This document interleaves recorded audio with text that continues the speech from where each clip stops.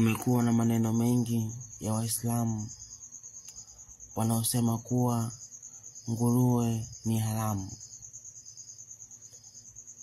kuwa nguruwe katika dini ya Kiislamu haruhusiwi kuliwa.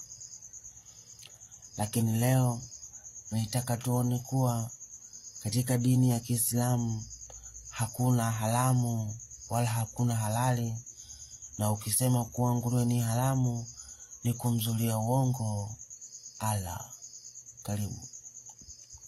Tukisoma Qur'ani sura ya 16 aya yake ni 115 inasema, amekuharamishieni nyama tu na damu na nyama ya nguruwe na mnyama aliyechinjwa kwa ajili sio kuwa Mwenyezi Mungu, lakini analazimishwa bila ya kuasi wala kuruka mipaka, basi hakika Mwenyezi Mungu ni mwenye kusamehe na mwenye kurehemu.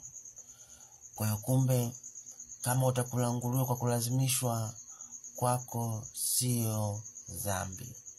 Kwa hiyo nguruwe analiwa.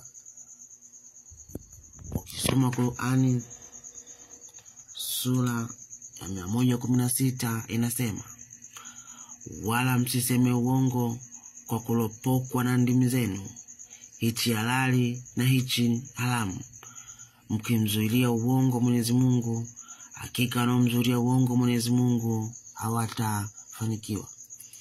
Kwa hiyo ndugu zangu, katika dini yetu ya Kiislamu haturuhusiwi kusema hiki ni haramu, hiki ni halali.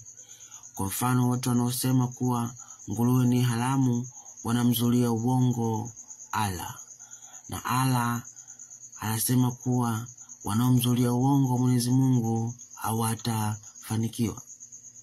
Hivyo sasa hatuna ruhusa ya kusema katika dini ya Kiislamu nguruwe ni haramu, maana nguruwe analiwa katika dini ya Kiislamu, na kusema kuwa nguruwe ni haramu ni kumzulia Allah uongo. Hivyo ndugu zetu Waislamu, tunaomba muache kumzulia uongo Allah, kwa sababu yeye hajasema kuwa nguruwe ni haramu wala hajasema ni halali. Ndio maana kuna mazingira nguruwe analiwa.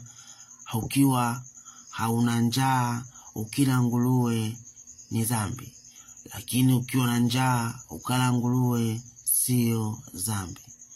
Basi ndugu zetu, acheni kumzulia uongo Allah, maana hamtafanikiwa. Na Mungu awabariki. Nguruwe analiwa wala si